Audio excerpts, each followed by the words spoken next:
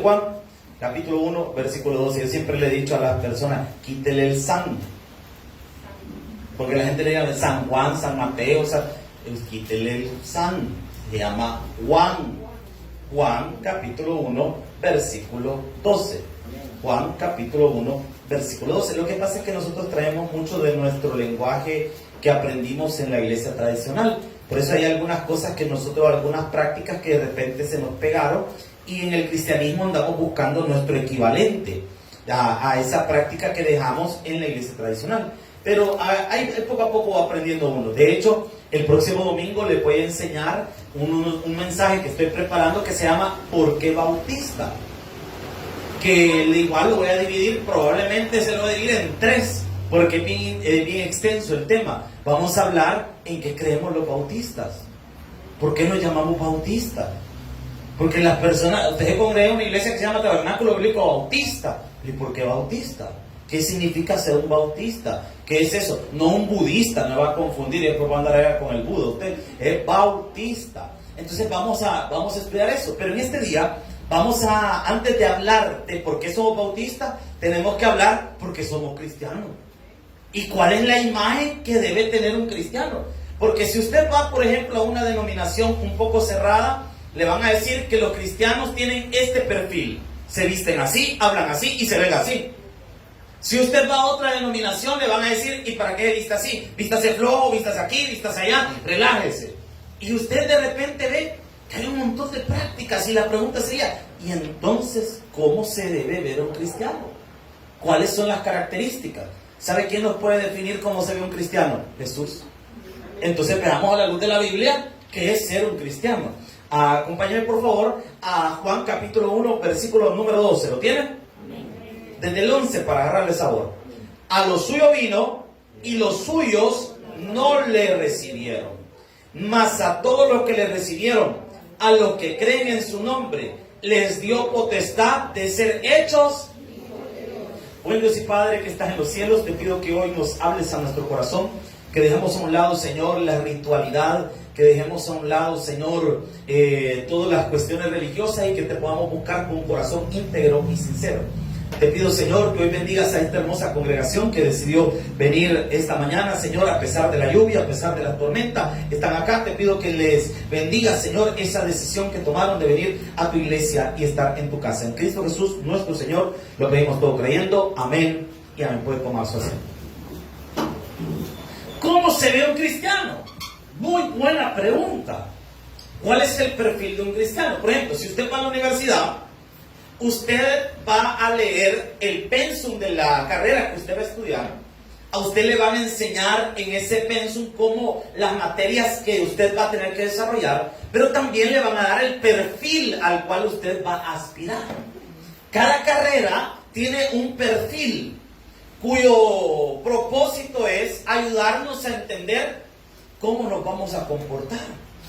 Por ejemplo, un abogado, ese tiene que andar a ley con saco y corbata, porque en los tribunales no pueden entrar sin corbata. No se puede. Es irrespetuoso entrar a un tribunal sin corbata, en el caso de los hombres. Hay un perfil que el abogado tiene que desarrollar. Por eso desde que están en clases, le dicen a las personas que tienen que llegar a clases con corbata. ¿Por qué? Porque es parte de su perfil. Igual en el caso de los médicos. A los médicos les ponen un uniforme de estudiante. Yo estudié aproximadamente casi un ciclo, ni terminé el ciclo, de química y farmacia. Y cuando yo estaba estudiando en la Universidad Nacional en ese momento, en química y farmacia, porque a mí me llegaba de volado. O sea, a mí siempre me han gustado las matemáticas, la química. Yo creo que si no fuera pastor, ya hubiera inventado una bomba o algo por el estilo. Fíjese. Entonces, mire, nos obligaban a llegar a algunas materias con una bata gris o algo así, no me acuerdo qué olor era. Gris, es verdad. Con una gris nos obligaban a llegar a estar en ciertas materias que eran ya los primeros pasos para aprender a hacer medicamentos y ese montón de volados y interesante. Pero es un perfil. A los profesores se les pide un perfil. No puede llegar un profesor todo desordenado a la clase, hay un perfil que debe cumplir. Ahora, si hablamos del cristiano, ¿cuál es el perfil del cristiano? Porque esto varía, así como varían las denominaciones, así varían las ideas que tiene cada denominación. Hay personas, hay denominaciones donde la gente tiene prohibido vestir cierto tipo de ropa. Si usted va a Israel, usted va, por ejemplo, y entra a una iglesia de la iglesia tradicional, le van a decir que se quite la gorra, que se quite cualquier cosa que tiene en la cabeza. Pero ahí, si usted pasa al barrio judío y va a entrar a los lugares antiguos del barrio judío, le van a pedir que se ponga un kipá y que se ponga algo en la cabeza. O sea, en un lugar me dicen que me quite lo que tengo en la cabeza, en el otro me dicen que me lo tengo que poner, si no me van a sacar, y total, y entonces. Y los dos tienen la misma justificación. Porque las personas, si usted entra al lugar de la iglesia tradicional, le van a decir, por respeto a Dios, quítese lo que está en la cabeza. Quítese poquito. Cuando entra al lugar de la religión judía, le van a decir, por respeto a Dios, póngase esto en la cabeza.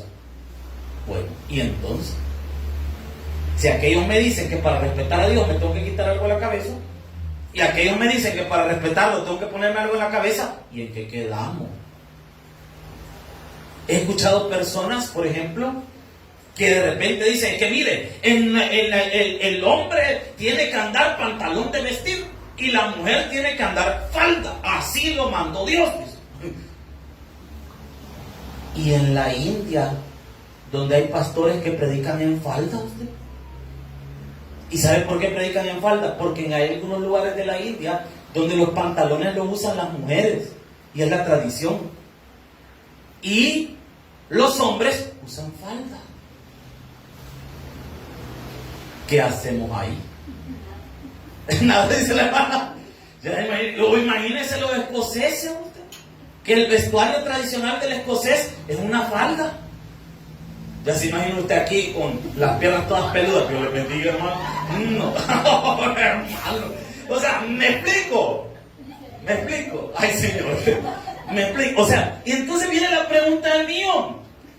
¿Qué es lo que dice la Biblia? Fíjese que la Biblia, en cuanto al vestuario, solo nos habla del decoro. Y es bien interesante que la Biblia utilice esa palabra, porque no nos especifica y nos dice explícitamente es así o aquello. Nos deja lugar al contexto cultural. Primer detalle. Y el perfil del creyente no se denota por la forma en la que se viste. El perfil del creyente se denota por las acciones que éste hace. Amén. Ahora, vea lo que dice. La primera cosa que hace a una persona creyente es que tiene a Dios en su corazón. Esa es la primera cosa. No se trata de venir a la iglesia primero, sino que Jesús habita en nuestro corazón. Y vea lo que dice la palabra del Señor, versículo 11. A lo suyo vino, que es lo suyo, a morir en la cruz del Calvario y salvar a la humanidad. Y los suyos, ahí sí con ese, no lo recibieron. ¿Quiénes eran los suyos? El pueblo de Israel. Versículo 12. Mas a todos los que le recibieron, que recibieron el ¿qué? Su mensaje. Y no solo recibieron su mensaje, lo creyeron, porque así dice la Biblia. Y dice la palabra, a los que creen en su nombre, les dio potestad de ser hechos, ¿qué dice? O sea que hijo de Dios solo es aquel que ha recibido a Cristo. No hay más. Es que todos somos hijos de Dios. Mentira. Eso no es cierto, hermano. Es que mire, todos al final somos de Dios. No. Hay algunos que son del diablo. Y algunos hasta la cara le tienen igualita del cachorro. Es que mire, uno actúa conforme es su papá. Así como es su papá, así va a actuar el hijo. Ustedes que tienen hijos, digo ustedes que tienen hijos porque yo no tengo hijos, puedo hablar con cierta libertad de este tema. Pero según lo que le está comprobado por la psicología, que sus hijos son el reflejo de ustedes. ¡Auch! Eso duele. Porque de repente, este mono tan malcriado, adivine de quién lo sacó. Nadie dice amén. Los hijos son la maxificación de su carácter y de su comportamiento. Los niños por naturaleza van a emular lo que ven en la casa. Si un niño es violento, por naturaleza está siendo violentado. Si un niño es mal creado, por naturaleza está siendo mal educado. ¿Me estoy dando a entender? Son la maxificación de usted. Y por eso es muy importante que usted aplique reglas correctas y cuide su testimonio con sus hijos. Con sus hijos.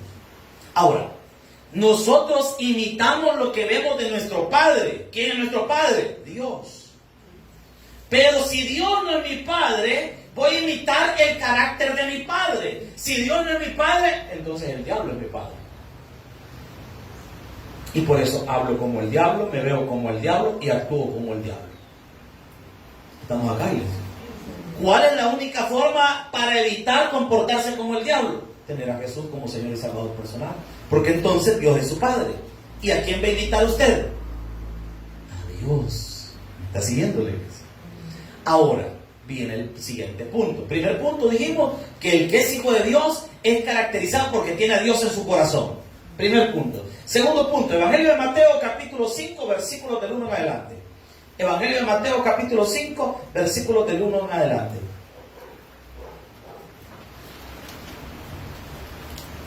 No, hombre, con este clima dan ganas de tener un pan dulce, una semitona, de aquella levanta muerto, hermano. Yo pensé que cuando hicimos la celebración de la madre, la semita que habían traído era la alta. Y me dice el hermano Colocho, no, me dice la chiquita. ¿Y la alta cómo es? Así me dicen, no, hermano, dices, ayúdame a vivir, pero es lo que dice la palabra. Mateo capítulo 5, versículos 1 y 2, ¿lo tienen? Vean lo que dice la palabra. Viendo la multitud, subió al monte y sentándose, vinieron a él sus discípulos. Siguiente característica del que es hijo de Dios, sigue a Jesús. Esa es la siguiente característica de un hijo de Dios, sigue a Jesús. Fíjense que a veces nosotros en la iglesia, yo al principio de la iglesia tenía ese detalle, yo andaba correteando a todo el mundo en la iglesia. Y les andaba diciendo, hermano, no viene a la iglesia, venga, hermano, venga para acá, congréguese, hermano, venga, hermano, porque no lo vi en la iglesia, hermano, venga. Y algunos de ustedes son testigos que cuando no faltaban, pero el mismo día les escribía. ¿Y qué pasó? No lo vi, maestro, ¿qué onda? ¿Qué se hizo?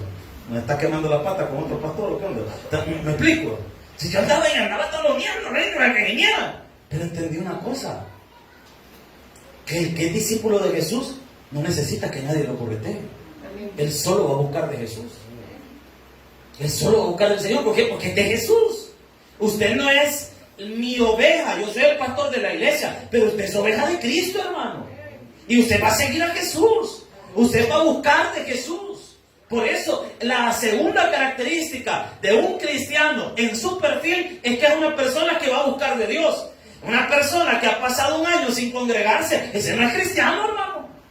¿Va a creer usted que en todo un año nunca tuvo el deseo de ir a la iglesia? Yo me recuerdo que en la tradición había gente que el 1 de enero iban nada más a la iglesia. A la del gallo llegaban nada más. Y después no se volvían a ver hasta el siguiente año. ¿Y adivina qué? El 1 de enero otra vez. Ahora, en la tradición sacrosanta evangélica, la gente hace cosas similares. ¿Y qué aparecen? Aparecen para el aniversario de la iglesia. Ese es su culto del gallo.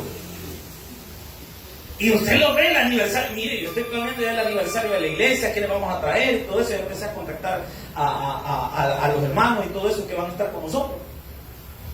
Y usted para los aniversarios de la iglesia, usted ve las iglesias llenas, topada, y uno de pastor se emociona cuando ve la iglesia así, ¿verdad? Y gloria a Dios por nuestro glorioso aniversario número tal. Y le ponemos un gran nombre al aniversario, el año de la expansión, el año de la tocazón y todo el mundo de verdad. Y le ponemos así un gran nombre, ¿verdad? No voy a agarrar en serio, porque algunos bichos literal. Oye, lo oíste el pastor, dijo que era el año de la tocazón, así que. Entonces, mire, tremendo. Y empieza aquello de hacemos la gran fiesta y se reparte comida y todos se alegran. ¿Sabe qué es lo triste? El siguiente culto. Ya llegan los mismos 3 hermanos. Lo mismo. ¿Por qué? Porque nos volvemos personas de tradición y dejamos de seguir a Jesús. y empezamos a seguir costumbres. Aló, estamos acá. Y nos volvemos tradicionales. Le hago una pregunta. ¿De dónde nace la idea del linario? Porque nosotros los bautistas tenemos bien metido eso. El corazón dispuesto, la Biblia y el linario. ¿Y por qué esas tres cosas? ¿De dónde sale eso? Si usted ahorita está preguntando, hey, tiene razón, venga el otro domingo, ahí le voy a explicar por qué se hacen las cosas así, por qué cantamos como cantamos, por qué hacemos las cosas que hacemos, por qué evangelizamos de la manera que lo hacemos. Es bueno que usted comprenda por qué se hacen las cosas. Y muchos hacemos las cosas por costumbre. Yo siempre he sido una persona crítica. Y a mí me ha gustado preguntar. He caído mal por preguntón. En una ocasión, incluso yo estaba en clase, yo era el terror de algunos maestros. No por feo, hermano, sino porque les hacía preguntas. Y no por eso es un maestro. Yo les hacía preguntas. Por ejemplo, una maestra que tuve en la materia de doctrina me dijo que me callara. Me cayó en la clase porque, mire, disculpe, yo tengo una pregunta, ¿y eso por qué es así? Hermano Byron, por favor, guarde silencio. Ya no quiso que le preguntara a la señora. ¿Por qué? Es que me tiene que explicar. Yo necesito entender por qué se hacen las cosas. Y muchas personas hacemos las cosas por costumbre. Tú no tienes que buscar a Dios por costumbre. Tú tienes que buscar a Dios porque es el Rey de Reyes y Señor de Señores. Usted no tiene que venir a la iglesia porque usted está esperando recibir un milagro, porque el día que usted lo reciba no se vuelva a congregar.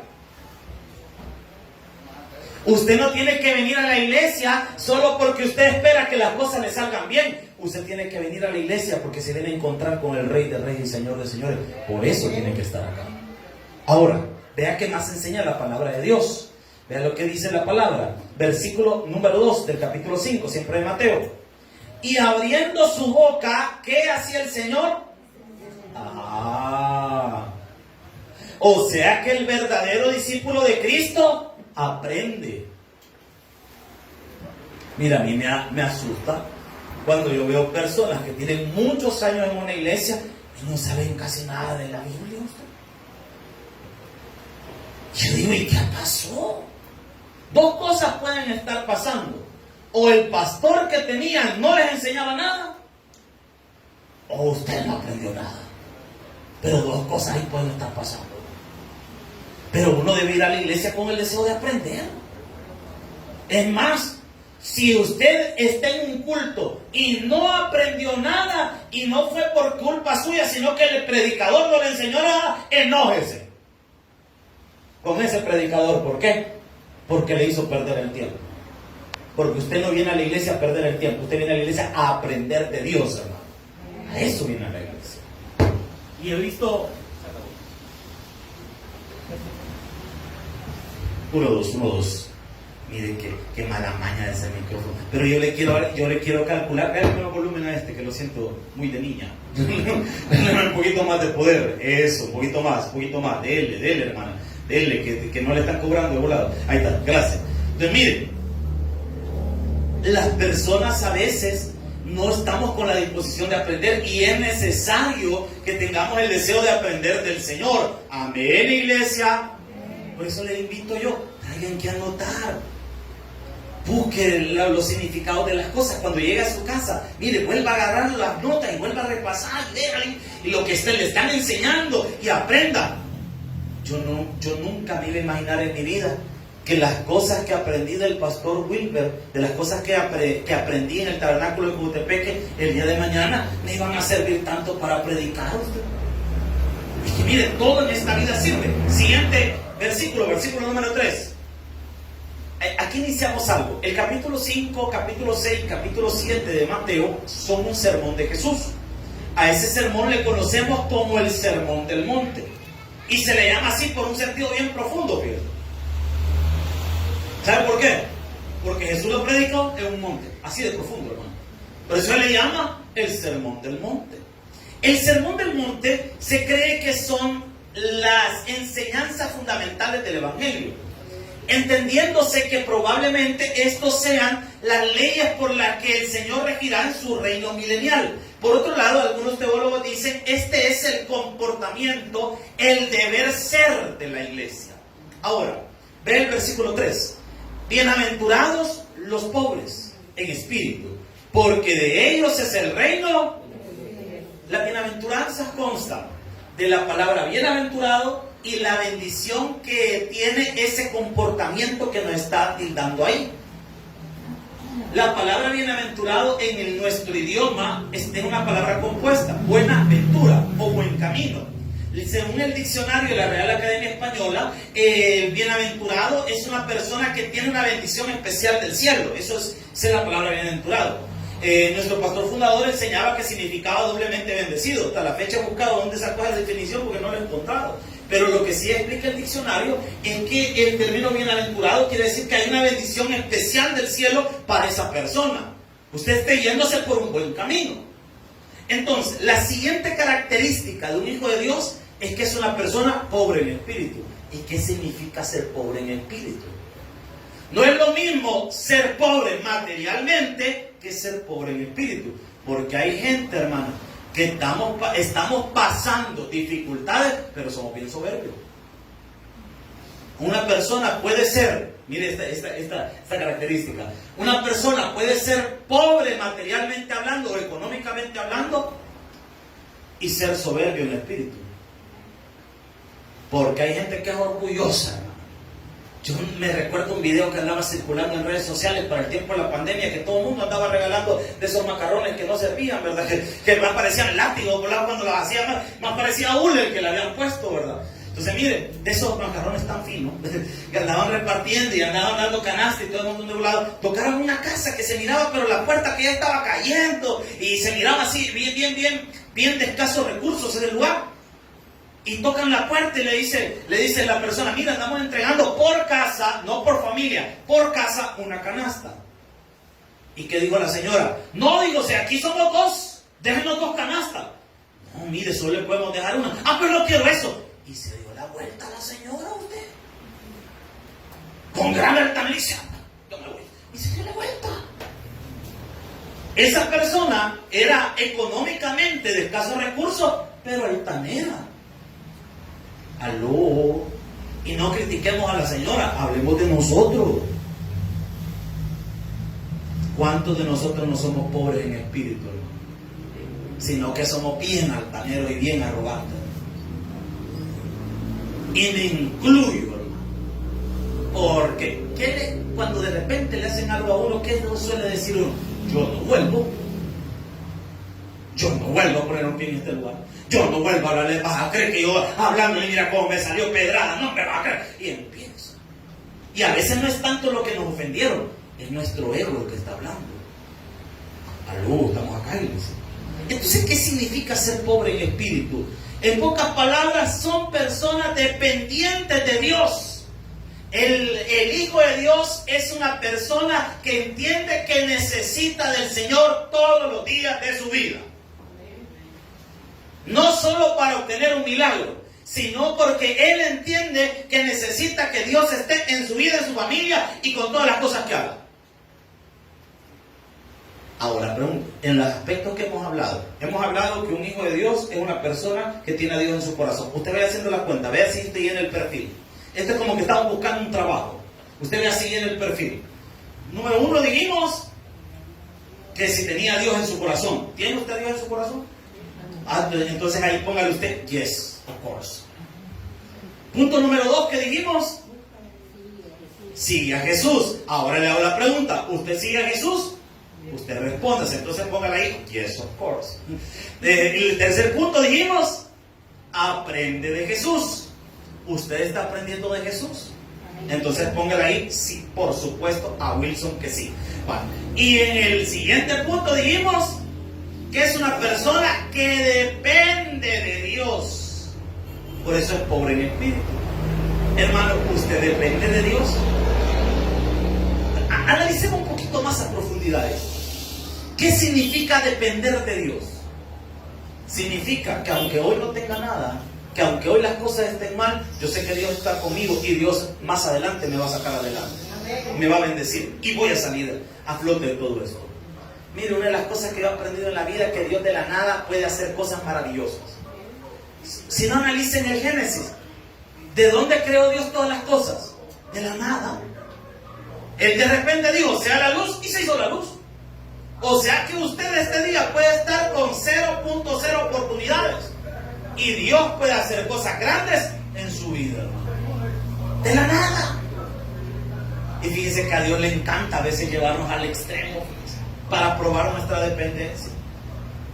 Yo me recuerdo hace varios años atrás que íbamos, todavía estaba sirviendo allá en el tabernáculo de Cojutepeque, a un culto iba. Mire, ese día sí, nunca le ha pasado a usted que de repente le está lloviendo sobre mojado, que es un problema y viene, no uno, como que una rama de problemas que usted jaló. Es que eso es increíble, a mí me pasó. Estaba pasando un mal momento económico, estaba pasando una dificultad, tenía un ahorro por ahí, pero yo había dicho que no lo iba a tocar porque era para comprar un carro. Mire cómo son las cosas. Yo estaba ahorrando para comprar un carro y me había alimentado un montón y estaba guardando un micuchito ahí que tenía, que me habían regalado en una iglesia. Mire, yo por eso no regalo alcancía, porque la gente no las devuelve. Algunas iglesias tienen esa práctica, que de repente para el aniversario le dan a una persona su cuchito y lo llena y lo trae para la iglesia. A mí me dieron el cuchito y me lo quedé. Entonces, mire, y ahí tenía yo guardadita mi moneda y un montón de voladitos, y iba metiendo. Y un día me quedé sin pisto, usted lo tenía 5 pesos. No me ve así, que usted mata alguna vez ha pasado un agüita así, no me ve así. No en la pique que usted del escalón, hermano, no con eso. Entonces, mire, es que eso lo con 5 pesos. Usted no me da vergüenza decirlo, si todos hemos pasado así, hermano. ¿O no ha pasado usted un agüita en su vida? ¿No le ha tocado a usted disimular y decir, no tengo hambre? Y por dentro no está, que me muere, ¿me entiende? Entonces, mire, uno pasa cosas en ese sentido y en ese tipo de cosas. Pues a mí me tronó ese día. Solo tenía 5 pesos y me tocaba predicar en la iglesia.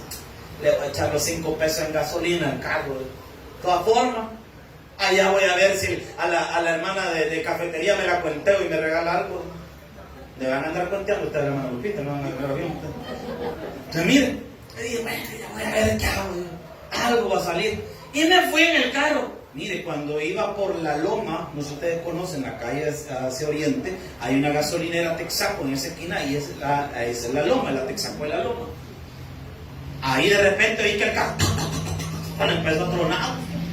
Y de repente vuelvo a ver por atrás que una madera blanca que llevaba como que leyendo papa estaba usted. Mire, un montón de humo y fue asustado. Bueno, dije, así me voy a ir, Señor, ayúdame. Le metí al carro.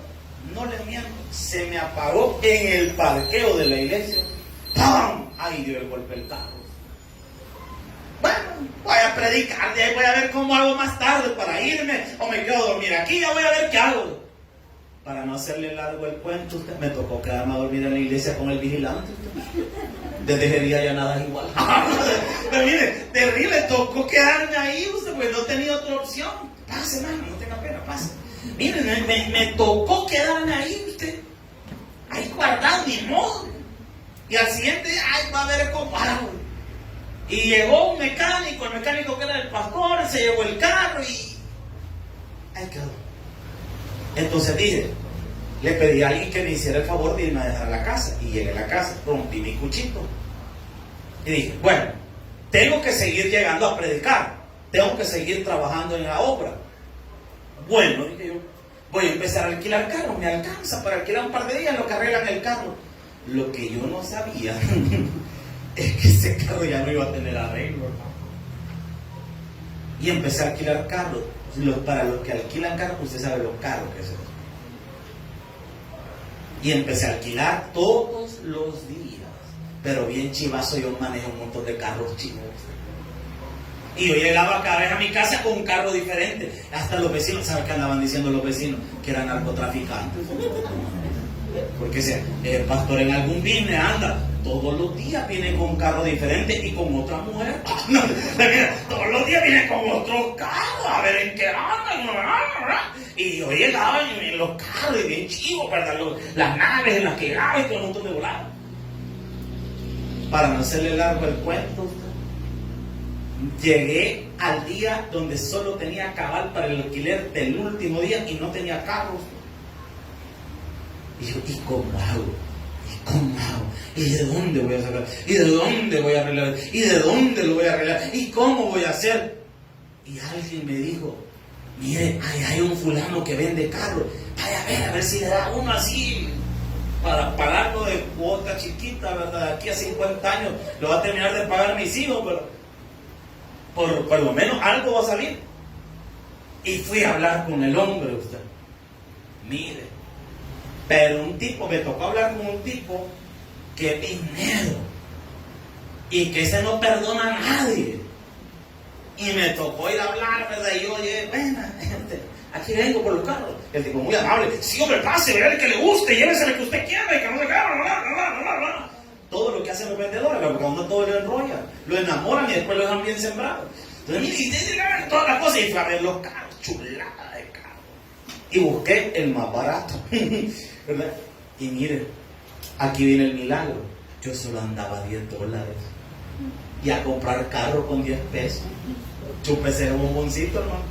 Vaya usted a meterse a idea con 10 pesos que le den un carro. Y el carro lo probé bien chivo. Y llegamos a la oficina y me dice, ¿cuál le gustó? Ah, está el carro. Excelente, me dijo, excelente elección. ¿Y cómo? ¿Lo va a querer financiadito? ¿O anda el billete ahorita? ¿O qué onda? Ah, financiado, maestro. Ah, sí, hombre. ¿Cuánto anda para dejarme? Tiene fe en Dios. Porque no daba nada. Mire, no me lo va a creer, pero si usted me da el carro, yo se lo pago. Y se me queda bien. No me va a decir que no anda pisto. No ando pisto. Y se quedaba y se tocaba la cara. ¿Y por qué me tocan esto por lados a mí? O sea, no fui el primero, dije yo, ¿verdad? No me ha sido el primero. Para no hacerle largo el cuento, el hombre al final me dijo, mirá, me dijo, yo no sé ni por qué, llévatelo, me dijo, ahí ve vos, como vení tal día, de tal día a tal día me van a estar pagando, dale, llévatelo. Me dio el carro usted. Salí sin pisto y con carro. ¿Cómo la ve? ¿Qué le quiero decir esto? Cuando usted depende de Dios, Dios se encarga de usted. Amén. Yo no pierdo la esperanza que de repente un día me encuentre un carro parqueado frente a la casa y me diga, es suyo, maestro. Amén. ¿Por qué no? Pues? Porque de repente le aparezca un tío con pisto, uno nunca sabe, ¿verdad? Sigamos, versículo número 4. Versículo número 4. Vea lo que dice la palabra del Señor. 5:4. Bienaventurados los que lloran, porque ellos recibirán. Como esto no estoy diciendo que los cristianos sean llorones, claro. Bueno, entonces hay parte de ser cristiano es pasar llorando. Como aquella señora que salía en el canal 8, ¿verdad? A cierta hora, una señora con un sombrerito rojo, ¿verdad? Entonces ya imagínate todos los cultos también así. No. Cuando dicen los que lloran, quiere decir aquellas personas que están esperando ser consoladas por Dios. O sea que el que es hijo de Dios es una persona que busca que Dios lo consuele.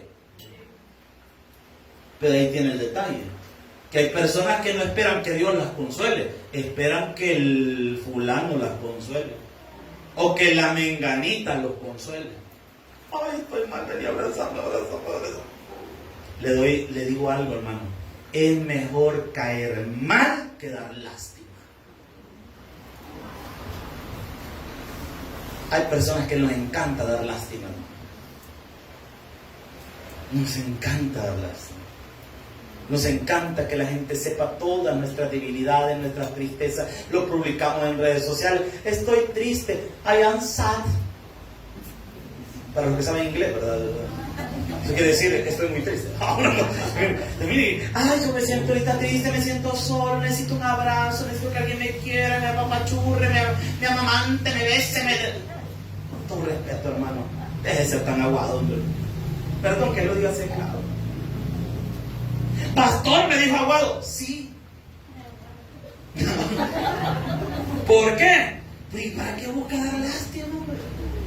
Si sus penas las tiene que saber el Señor, porque Él es el que le va a ayudar a salir adelante. La gente, lo único que vamos a hacer es reírnos de usted. Cuando cuando usted pone cosas así, mire, la gente cuando pone cosas en redes sociales que está triste, que siente no sé qué, ¿sabe qué hacen los demás? Le dan, me divierto. Y se ríe, mira, hola, y todavía sube la foto llorando. Con un filtro bien feo, no sé si en Instagram que te de filtro de llanto, ¿verdad? En TikTok es bien feo, volado, usted le pone la cara y hay algunos que así tienen hasta allá la cara, usted. Tiene cara de angustia. Usted ve a la hermana, ahí viene el hermano angustia, mira, ya mira, fíjate de él. ¿Y cómo está, hermano? Pasándola bien triste, desolado. Triste. Esa no es la actitud de un hijo de Dios, hermano. ¿Y cómo está, hermano? En victoria. ¿Por qué? Porque Dios está conmigo. Amén. Es que mire, las bendiciones no vienen por la lástima que usted es. Las bendiciones vienen de parte de Dios. Amén. Usted nos puede contar toda su vida y todas sus tristezas. Y si Dios no le mueve el corazón a alguien a ayudarle, no le van a ayudar.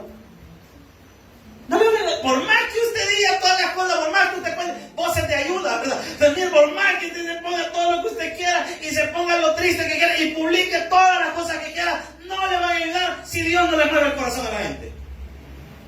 Por eso usted debe buscar a Dios.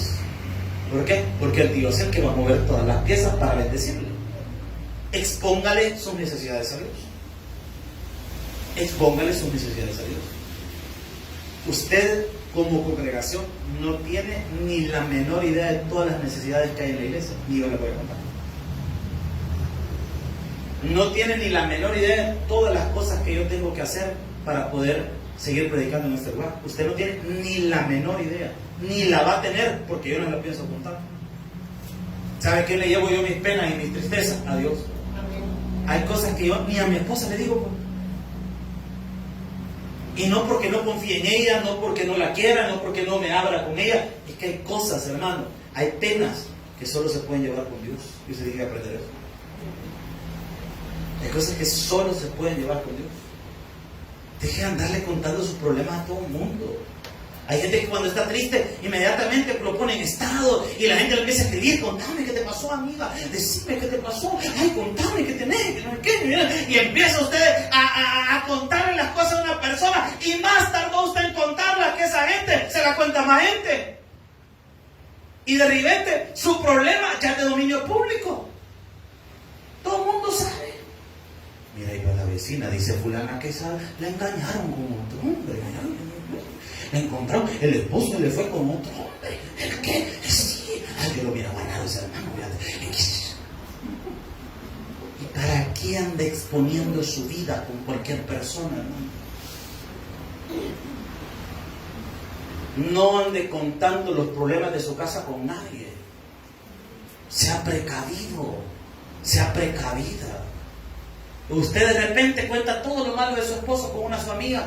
Ay, mira, yo siento que ya lo quiero dejar, porque, ay, que mira, que es aquí, que yo no lo aguanto, no lo tolero, que no lo soporto. Y la otra amiga que anda encima de los huesos de su esposo. Déjalo, yo que voy a hubiera dejado. Lo que no le está diciendo es que lo deje para ella. Aló, estamos acá.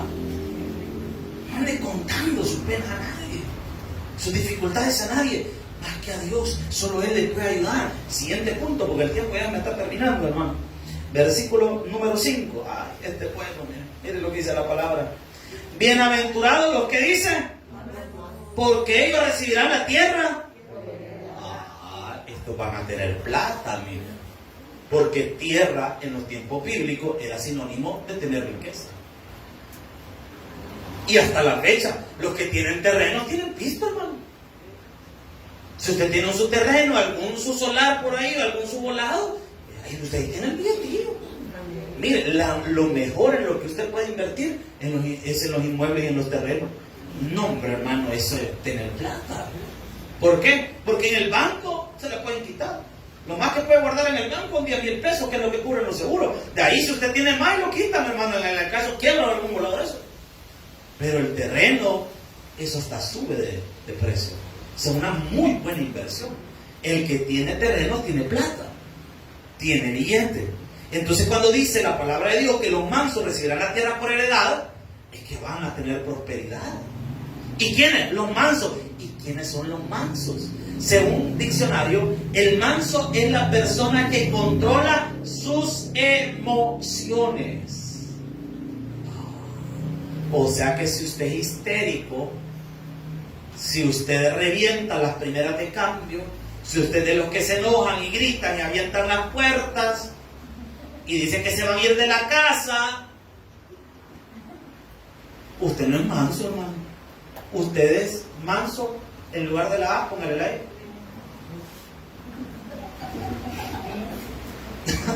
Sí. ¿Por qué? Porque usted está perdiendo. Aquí en su sano juicio le ocurre eso.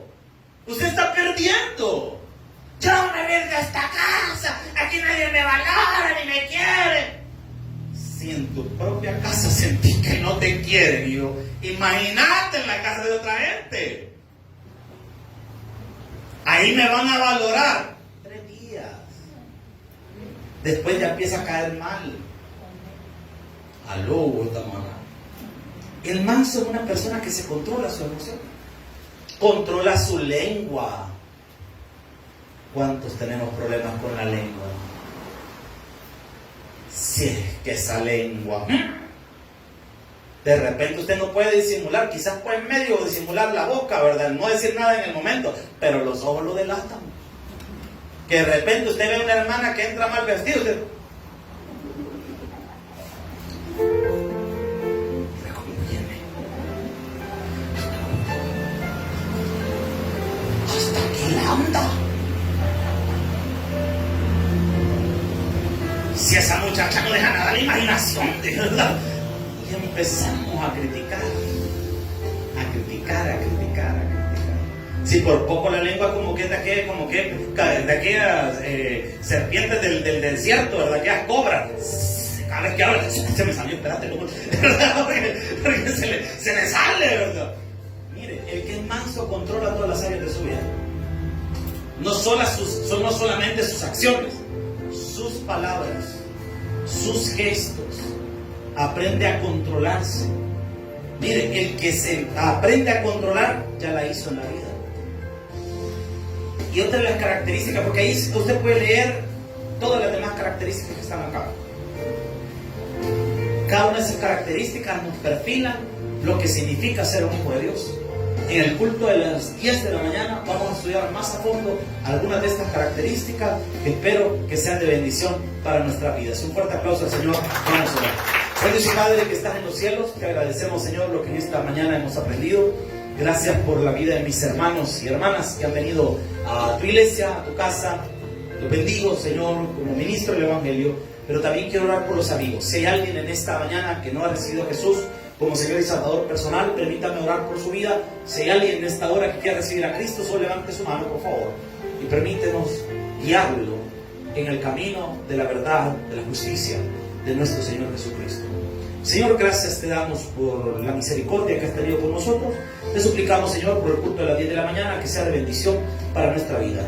Llénanos, Señor, de tu presencia y de tu verdad. En Cristo Jesús, nuestro Salvador, lo pedimos todo creyendo. Amén y amén.